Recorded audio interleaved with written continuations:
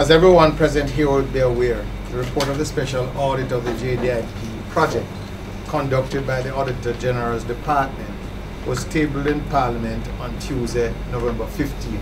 And I paused to say something about the tabling. The tabling was by way of a diskette. I had been formally written to by the Auditor General indicating that her report had been completed and had been presented to the clerk of the housing for tabling. And so immediately on arrival at Parliament on Tuesday, I requested a paper copy, since facilities do not exist downtown for one to read from a diskette. So in case there was any question as to why did I have a paper copy, I formally requested, and the clerk can indicate that I made the request on arrival at Parliament.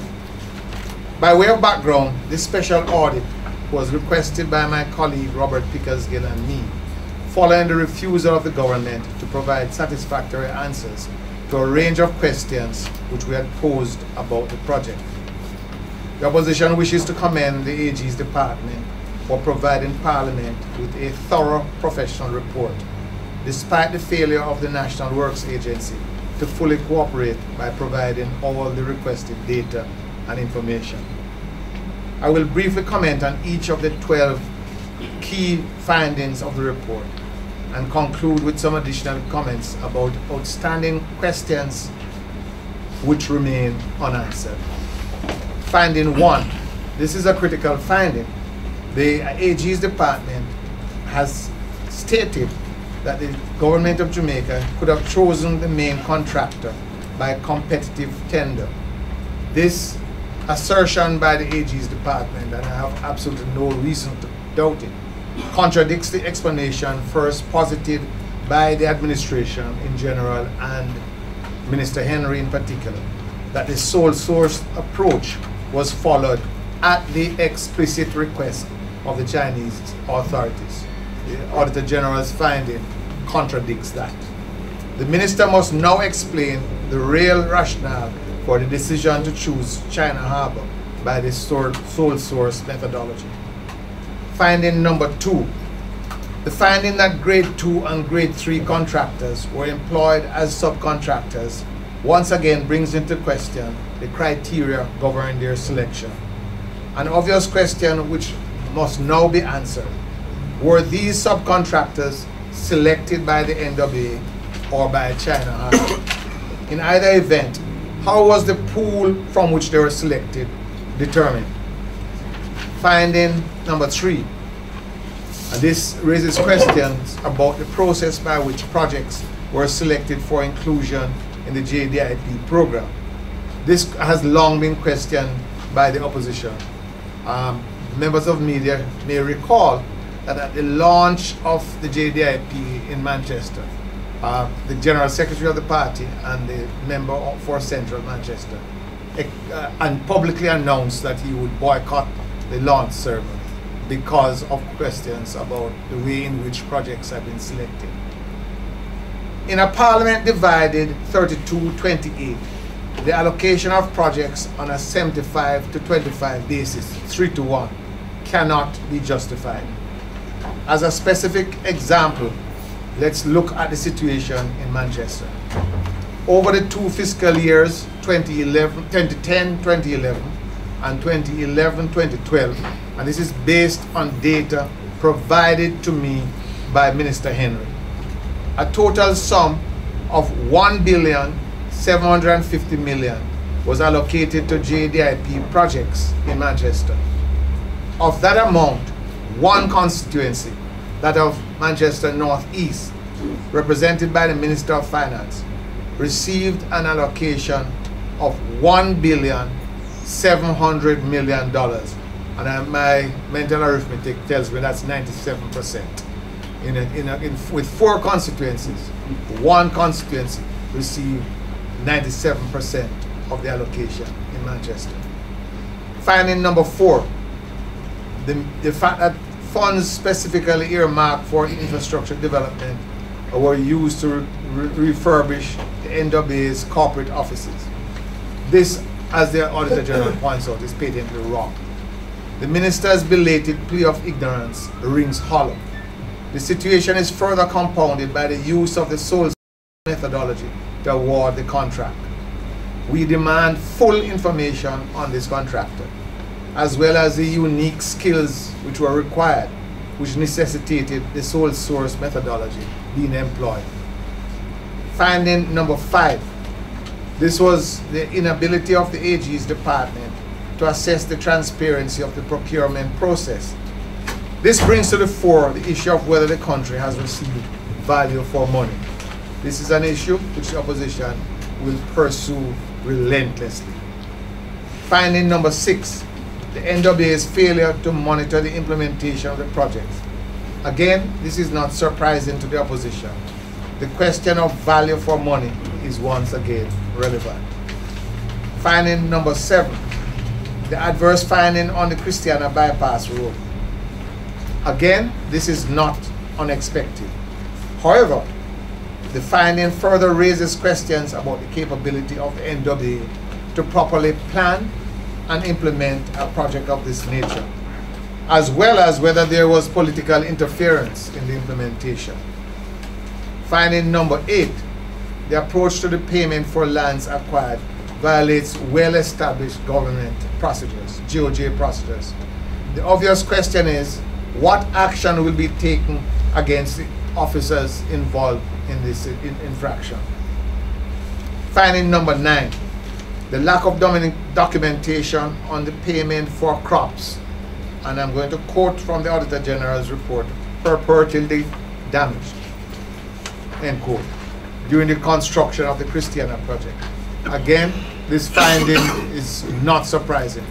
I personally have received numerous messages, calls, speaking about the manner in which this valuation has taken place and the way in which payments were made. Finding number 10, the inability of the Road Maintenance Fund to identify works which have been certified as completed by the NWA. I've heard of missing schools, but seldom have I heard of missing roads. This must lead immediately to investigations of possible fraud. The police should carry out these investigations.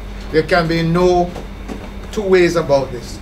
The Road Maintenance Fund has stated explicitly that we are unable to locate work for which payment had been made. Finding number 11. This finding relates to the provision of bridge structures to China Harbor by the NWA for the construction of bridges under the JDIP. This finding, which I cited in Parliament on Tuesday, is of this is tremendous importance. It is because Minister Henry, in citing the reason for the exponential increases in the prices for the 3 bridges, Kasha Park, Queensborough, and the bridge over the Rio Grande, indicated a major factor was the escalation in the prices of material. But finding number 11, and I believe it's worthy of repetition, the Auditor General points out that the NWA, and I like the phrasing, submitted to CHEC the bridge structures, parts and materials acquired under the Maybe Johnson Bridge program for the construction of the bridges on the JDIP. Yet Minister Henry was at pains to cite price increases in material as a justification for the increase in the prices of the bridges. The Auditor General said these materials were provided by the NWA to CHEC. Finding number 12. This finding relates to the inability to obtain documentation on the use of funds earmarked for the JDIP project to pay for contracts awarded prior to the initiation of the JDIP. This finding is consistent with findings in a prior audit of the Road Maintenance Fund, where it was revealed that funds transferred to the Ministry of Transport and Works to pay for specific projects undertaken by the Road Maintenance Fund, where these funds were diverted to other purposes without any authorization from the Ministry of Finance.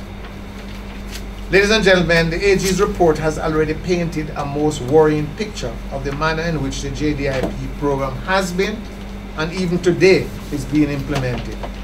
However, information which has been received by the opposition suggests that the actual situation is far worse than the report describes. In several instances, there is need for further investigations with the clear possibility of criminal charges resulting. My colleague, Dr. Phillips, has alluded to this situation. Minister Henry, who has always owned the project, he spoke about what I will be doing and what I will not be doing, cannot now seek to hide behind the officials. He must take full responsibility for this reckless misuse of taxpayers' money. Furthermore, the opposition has no confidence in the Chief Technical Director of the NWA, Mr. Patrick Wong. Finally, the charade of placing the project under the aegis of the Road Maintenance Fund, which at best seems to be a fringe player in the matter, must be brought to an end. This deliberate decision to route the project to the RMF is not a mistake.